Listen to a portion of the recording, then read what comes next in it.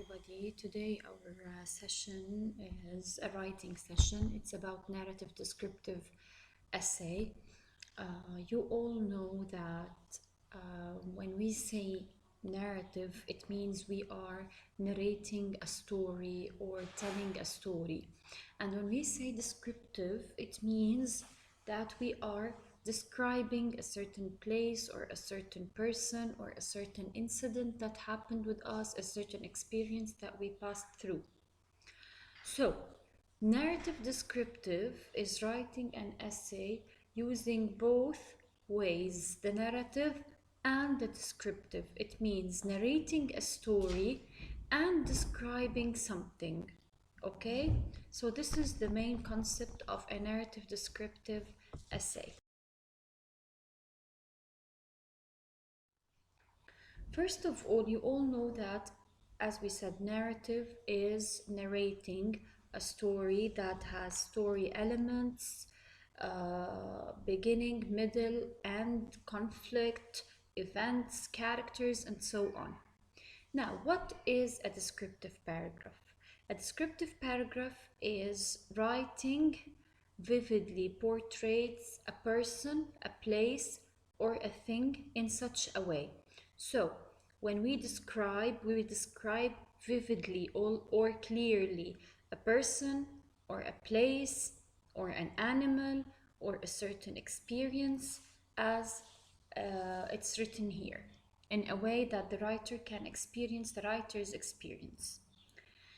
So, as we said, you have to differentiate between narrative and descriptive, in which narrative is narrating a story using the story map, the story elements, the characters, the setting, time, place, problem, events, climax, resolution, and so on.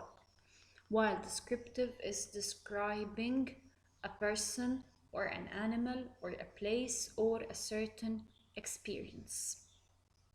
So this is the difference. And I'll also repeat that a narrative descriptive essay is when we narrate a story, but at the same time, we are describing our experience or a certain incident or a certain place that we have visited. So that's why we call it narrative descriptive. Now, to write a narrative essay, you will need to tell a story. As we said, a narrative essay is a story about something that happened to you, or something that happened to somebody else, or something that might happen to you or to someone else, in such a way that the audience learn a lesson or gains insight.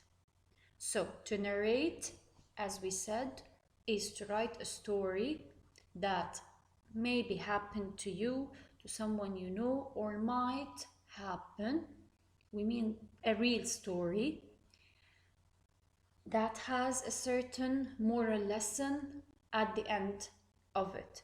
Now, to write a descriptive essay or descriptive text, you need to describe a person or object or event so vividly or so clearly that the reader feels like he or she could reach out and touch it. So when you describe, your description should be very clear, in which the reader or the audience can really imagine the shape of a certain object or the way a certain person looks throughout your description. So if you are describing a person, his length, his weight, his eyes, the color of his hair, and so on. So when you are describing him, you should describe vividly in order to allow the reader to feel like he or she could really reach out or touch the person or the object or the animal or the event you are describing. So this is the difference. I'll also repeat again and again. Narrative is to narrate a story with story elements. You all know the story elements, the characters, the settings, the problem or conflict, the events, the climax, and the solution. While describing is to describe. A descriptive essay is to describe a person or an object or an event or a place or anything else. Now, in the narrative descriptive essay, in which it's a combination between the narration and the description, you are going to combine narration with description. I mean, you are going to narrate and describe. Narrate a certain story or experience that you have passed through, describing something else. Let's give, for example, that I went on a trip to a museum. So I'm narrating the story. I'm telling you that I went to the museum and it was a nice trip, but at the same time, I'm describing this museum. I'm describing the statues, the things that I saw inside. So here I mixed the two kinds of writing, which are narrative and descriptive. Now we are going to start with the most important part of the lesson, which is the elements of the descriptive writing. What are the elements of descriptive writing? The elements of a narrative writing are the elements of a story: characters, setting, events, climax, problem, solution, lesson learned, or the moral lesson. These are the elements of the narrative writing. Now, what are the elements of the descriptive writing? There are 5 main elements of a descriptive writing. I'm going to explain every one apart in details, and when you write a descriptive essay, you'll be able to apply these elements. Let's first start with the sensory details. What do I mean by sensory? Everything related to senses is called a sensory detail. What do we mean by senses? We mean the 5 senses of a human being, which are the sight, hearing, touch, smell, and taste. So these are the sensory details. When I'm trying to describe something, I have to use my senses. I have to use my sight, my eyes, in order to tell how it looks. I have to hear using my ears in order to describe its sound. I have to use my hands in order to touch if it's tough, if it's soft, if it's sticky, whatever. I have to use the smell sense in order to describe a smell of a certain delicious plate or a certain delicious meal or whatever. And the taste also, I can use it in order to describe the taste of a certain thing. Let's say a taste of a certain fruit or something. So the sensory details are details used to explain or to describe something using our 5 senses. So a good descriptive writing includes many vivid means clear, okay? Sensory details that paint a picture and appeals to all of the reader's senses of sight, hearing, touch, smell, and taste when appropriate, of course. If it's not appropriate to describe, for example, the smell of a certain thing, so this is useless, no need to describe. So you have to use them where appropriate, where you're supposed to. Descriptive writing may also paint a picture of the feelings of the person, place, or thing invokes the writer. So, I'll repeat from the beginning. As we said, the elements of a narrative essay are the story elements, title, characters, setting, time and place, problem, events, resolution, and lesson learned. These are the elements of the narrative essay. These are the elements of a story. Now, what are the elements of descriptive writing? We said there are 5 main elements. We are going to explain them one by one. The first one is sensory details, and we said that sensory means everything related to our five senses: sight, hearing, touch, smell, and taste. So we have to tell the reader, what did we see? What did we hear? How was its touch? How was its texture? How did it smell? How did it taste? So we have to explain, we have to describe, we have to show the reader clear description of everything we are talking about in our descriptive essay. Let's now move to the second element, which is one of the most important elements, which is figurative language.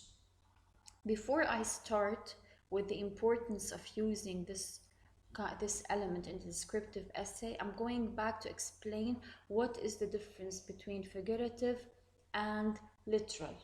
We said that a literal language is when a sentence tells or means the exact same as it's written. When I say this car is blue, it means it is really blue. I do not mean anything else with the sentence. I just mean that it is blue.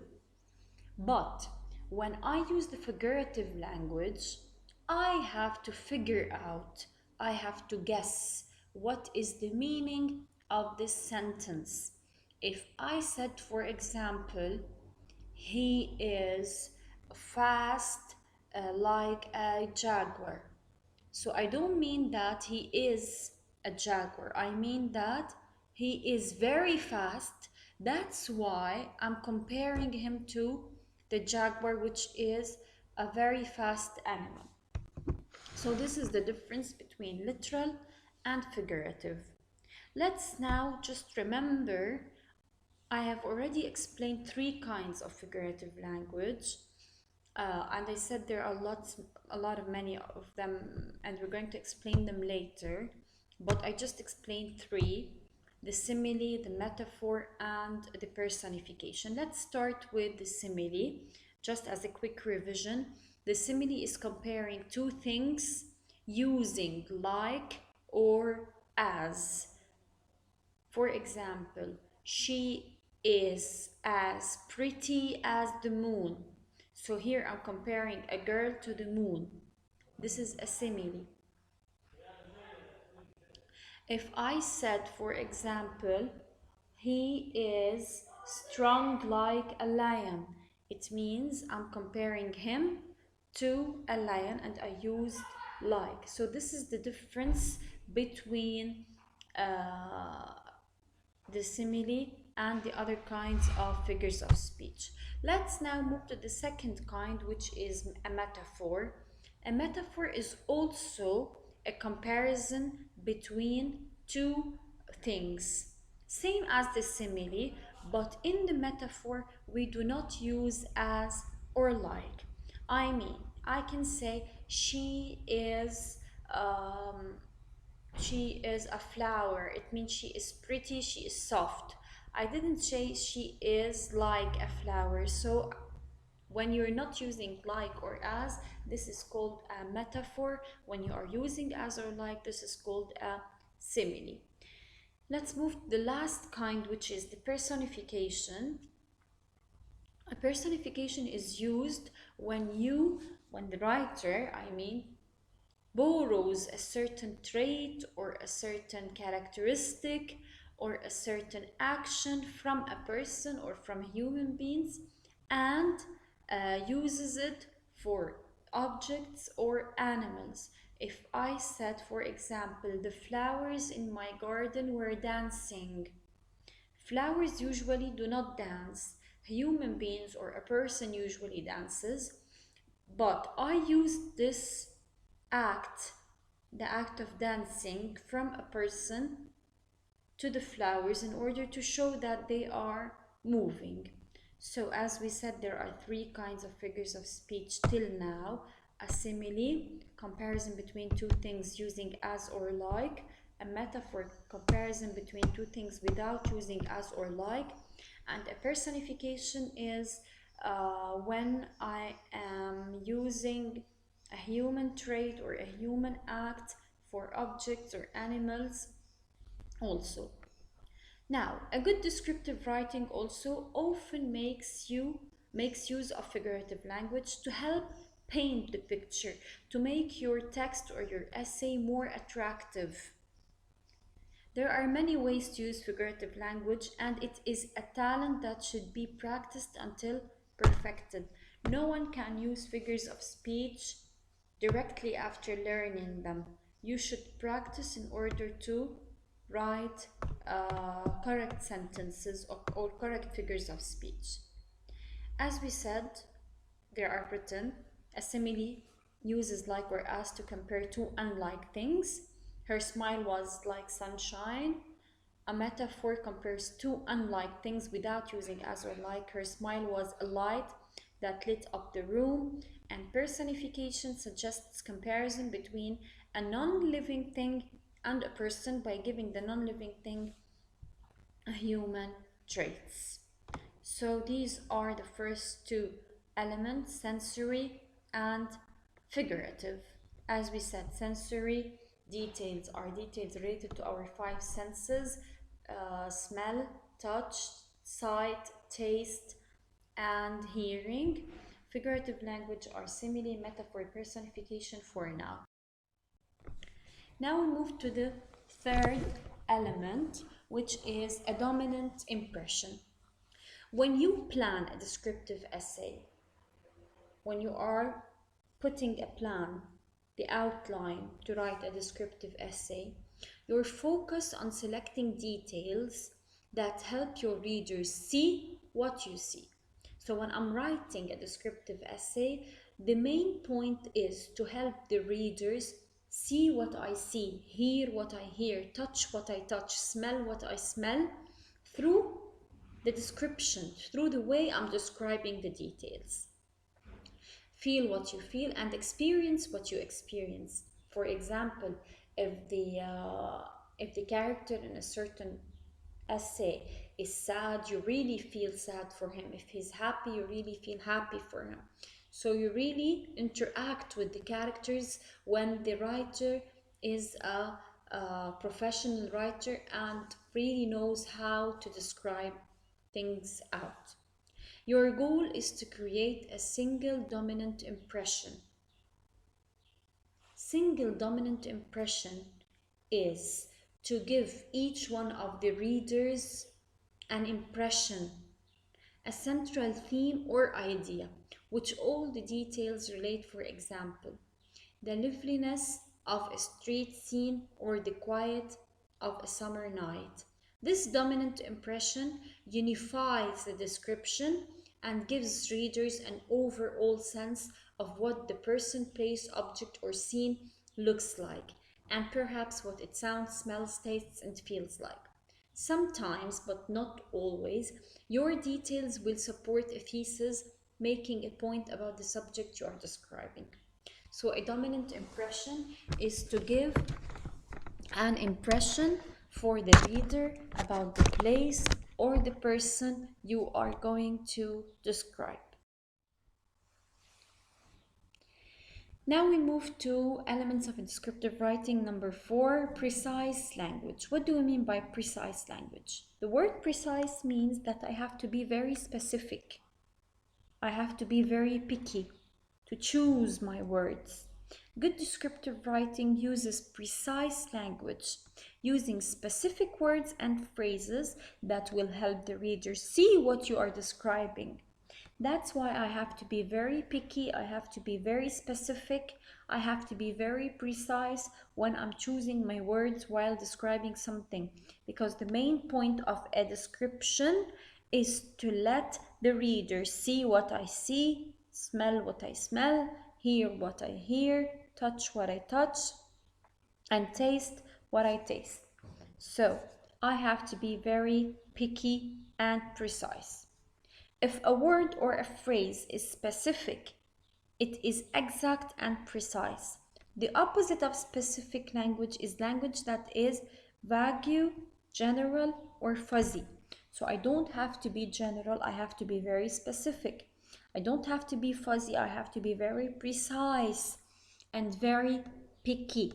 That's in this way, the reader will really understand what you're talking about. The reader will really see what you see, will really experience what you're experiencing. So this is also very important. Now we move to careful organization. Good descriptive writing is organized. Some ways to organize descriptive writing include chronological order, spatial means location, and order of importance. So you can start your story or your description using chronological order or time order from the beginning to the middle to the end. Spatial means location. You can start describing using the location, the place that you were at, or the order of importance. So you start from the least important to the most important, or opposite. So I'm going just to sum up the 5 elements of a story, which are first of all the figurative language, second the sensory details, and we said sensory details is based on our 5 senses: touch, hearing, smell, sight, and taste.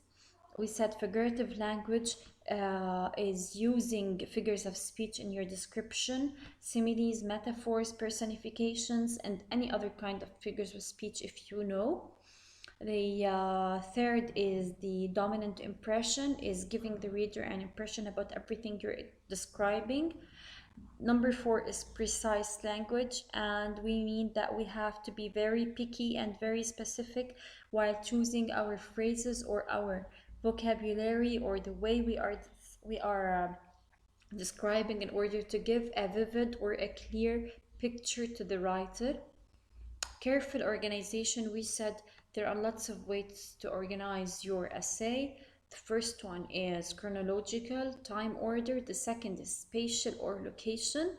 And the third is order of importance. Some tips for writing effective narrative and descriptive essay. First of all, you have to tell a story about a moment or event that means a lot to you. It will make it easier for you to tell the story in an interesting way if you really experienced it. Get right to the action. Avoid long introductions and lengthy descriptions, especially at the beginning of your narrative. So, at the beginning of your essay, you have to be very specific. Do not just like put everything together or write lengthy descriptions or very long descriptions. Make sure your story has a point. Like if I'm writing a story or a certain experience that I have passed through, make sure that it has a certain point. It's not useless, it's not silly, it's not ridiculous. Describe what you learned from this experience. Of course, every one of us learns something from a certain experience that he passes through. So you have, as usual, lesson learned or what you learned from this experience. Use all 5 senses to describe the setting, characters, and the plot. And this is really important. Don't be afraid to tell the story in your own voice. Nobody wants to read a story that sounds like a textbook. We all need a very touching story, a very, let's say, full of feelings, full of descriptions. Now, if you have a certain difficulty explaining or describing your senses, you can fill in the following chart. What do you smell? What do you taste? What do you see? What do you hear? And what might you touch or feel? This way, it makes it easier for you in order to fill in the chart. Remember, this is a very important point also. Avoid simply telling us what something looks like or tell us what it tastes or sound or feels. Consider this. We have an example. Virginia rain smells different from a California drizzle. A mountain breeze feels different from a sea breeze. We hear different things in one spot depending on the time of the day. You can taste things you've never eaten. How would sunscreen taste? Using concrete details for narratives. What do you mean by concrete? When I'm using concrete details, I mean that I'm using very specific details, or I'm using literal language. I'm not using figurative, I'm not using abstract language. Now, When I'm writing a descriptive essay, I have to use an abstract language, abstract details. I don't have to write things as they are. I have to explain, I have to describe, I have to use the elements of the descriptive essay, not only write the things as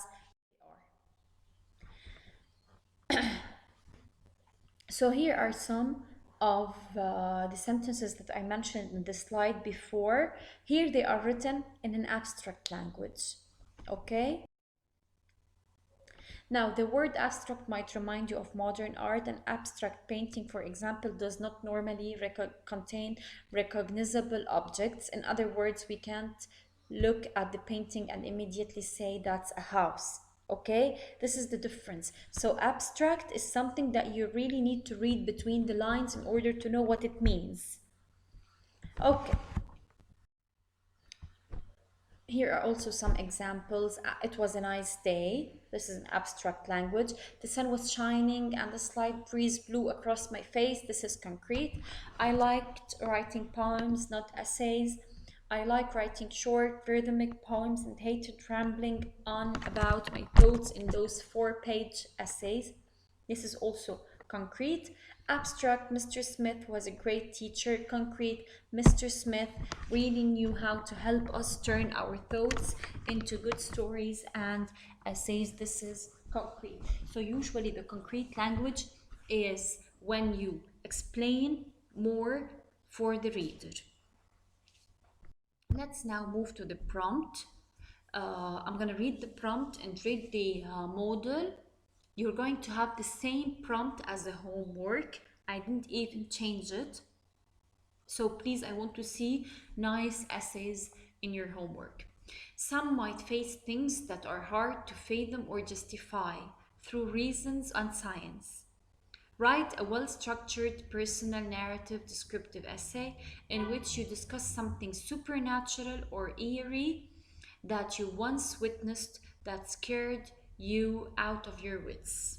So, you have to write a narrative descriptive essay telling us about a certain experience that you passed through while you saw or you met something supernatural or something eerie, which is from the outer space maybe, and this made you very scared. So you have to tell us what happened, narrate the story, and at the same time you have to describe your feelings, the shape of this thing, the place that really scared you, and so on. Let's start.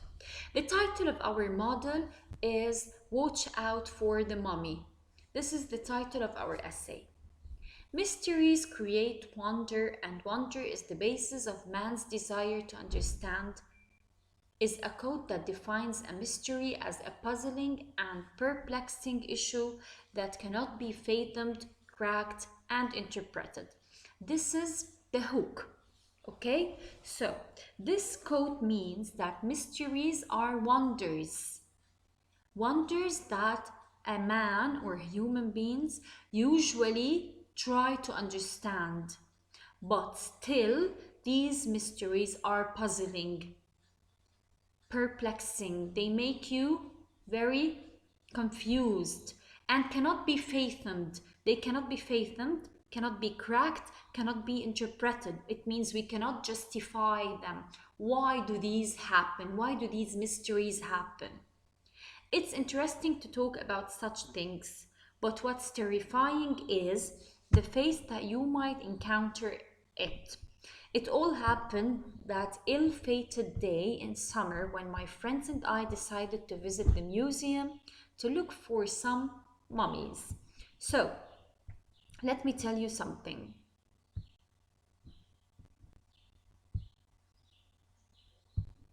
Okay, I'm gonna use the highlighter.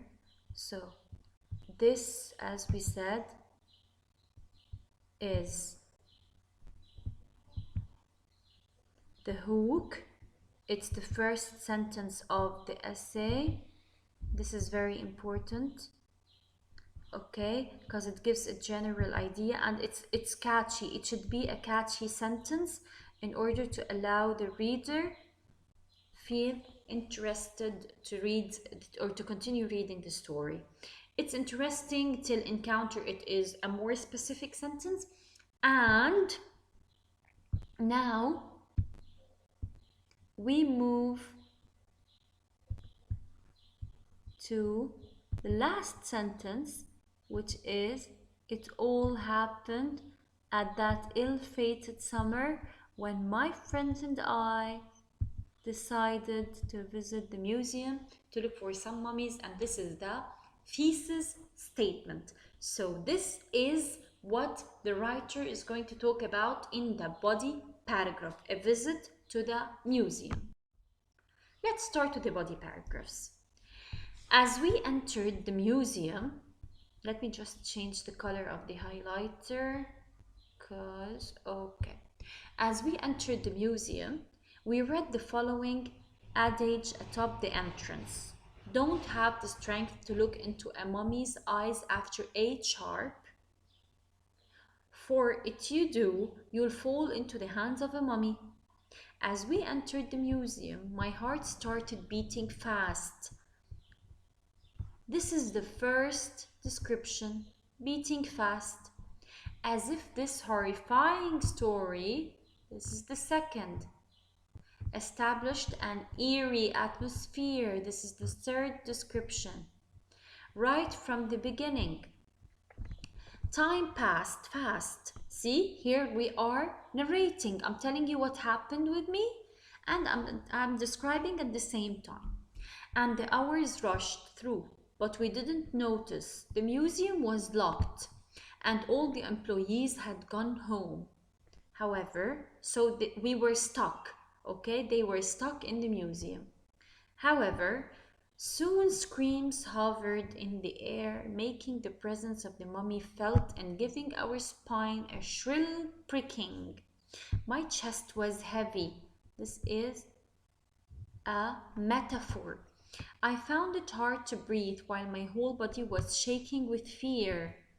The idea of looking in the mummy's eyes frightened the hell out of me and scared me out of my wits. So, when the employees left, they were stuck in the museum and they started hearing those sounds, and this made her very afraid.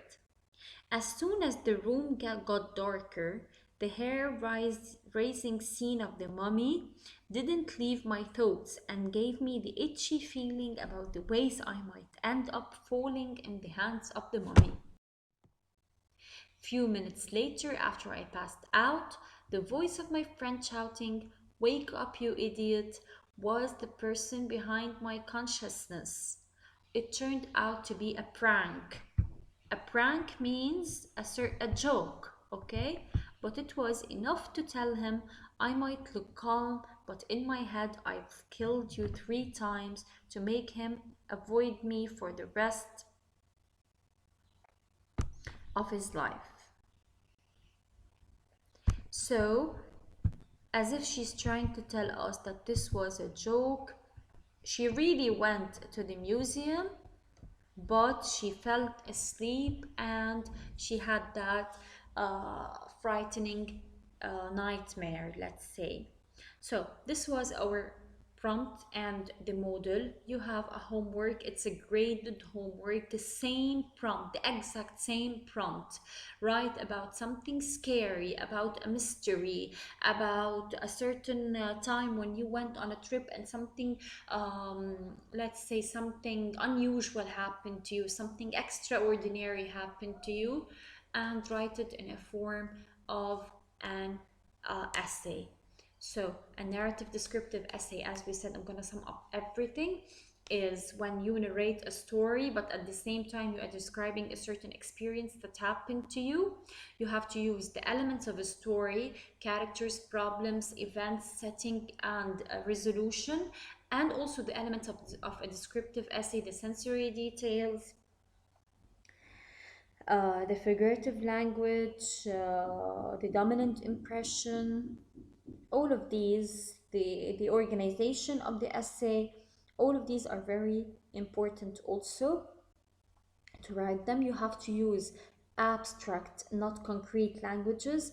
uh, because concrete languages are, uh, let's say, more figurative, while abstract are clear. So you should be somehow creative while writing a narrative descriptive essay.